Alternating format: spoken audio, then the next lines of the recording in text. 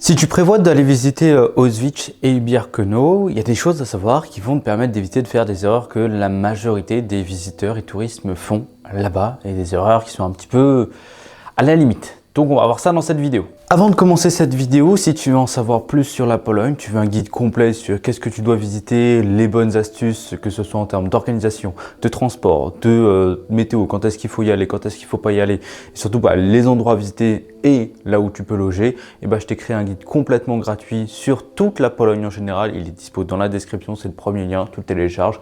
Et nous, on va tout de suite regarder notre vidéo. Première chose à comprendre, c'est que c'est pas un lieu touristique.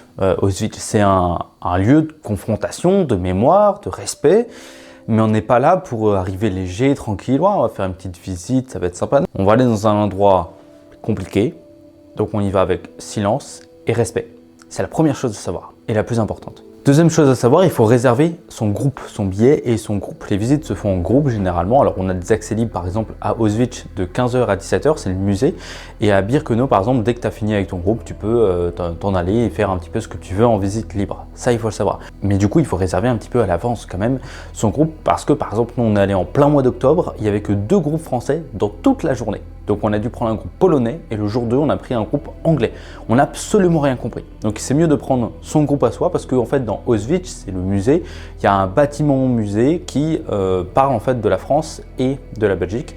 Et en fait les groupes polonais ils vont pas aller là-dedans, ils vont aller dans leur pays, leur bâtiment, pays à eux. Auschwitz, c'est plus le camp musée, c'est là où il y avait le camp de travail, c'est là où il y avait les grands bâtiments finalement. Et à Birkenau, en fait, c'est là où il y avait les baraques, c'est là où il y a eu les chambres à gaz, etc. Ce sont 2 endroits complètement différents. On commence tout le temps avec Auschwitz, donc c'est là où on prend le billet, etc. Et ensuite, dès qu'on a fini la visite, on prend un bus qui est gratuit, une navette gratuite avec son groupe, et on nous envoie à Birkenau. C'est là où on fait la visite, la seconde visite. Ensuite, pour rentrer, on retourne à Auschwitz, et ensuite on part à la gare où on fait un petit peu sa life. Mais en tout cas, on ne peut pas visiter Birkenau sans avoir visité au préalable Auschwitz. Il y a des endroits où on n'a pas le droit de photographier. Par exemple, à l'intérieur d'une chambre à gaz, il y a la pièce des cheveux, là c'est interdit de photographier, d'autres qui demandent du respect. Par exemple, on ne fait pas des poses Instagram, on ne fait pas des trucs comme ça.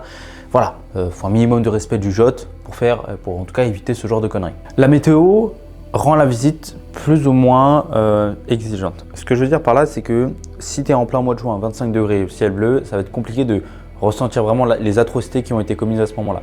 Si par exemple tu es comme nous, on a eu 1 degré sur toute la journée, du vent froid, etc. Bon, on avait un ciel bleu, on a eu quelque part de la chance, mais aussi de la malchance. Tu comprends un petit peu mieux à quel point c'était difficile. Mais si tu as vraiment de la brume, du brouillard ou des trucs comme ça, comme on a eu le matin à 7h à Birkenau, voilà, là on est dans notre délire et là on comprend vraiment, on est beaucoup plus plongé en immersion dans l'horreur du camp que quand il fait un ciel bleu avec 25 degrés.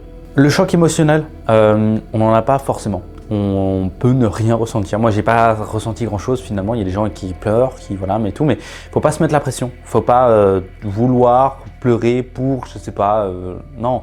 Ça arrive de pas pleurer, tout simplement, parce que c'est trop loin de nous, parce qu'on comprend pas, parce qu'on n'arrive pas à s'imaginer, parce qu'on n'arrive pas à vraiment ressentir, parce qu'on voit pas les milliers, millions de cadavres qu'il y a eu sur place. On voit pas tout ça, on voit pas toute cette horreur-là. Donc, on peut ne rien ressentir et c'est ok. C'est pas grave, on peut ressentir plus tard, on peut ressentir jamais finalement. Mais voilà, en tout cas, ça arrive quoi. Je te conseille de rien prévoir après ta visite du camp dans la journée. Parce que déjà, ça va être fatigant, le camp est long, grand, donc on marche beaucoup.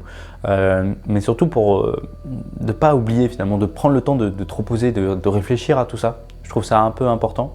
Et avant ta visite du camp, je te conseille de regarder des documentaires, des témoignages. Par exemple, il y a eu deux vieilles femmes qui ont fait des témoignages il n'y a pas si longtemps que ça sur ce qu'elles ont vécu là-bas.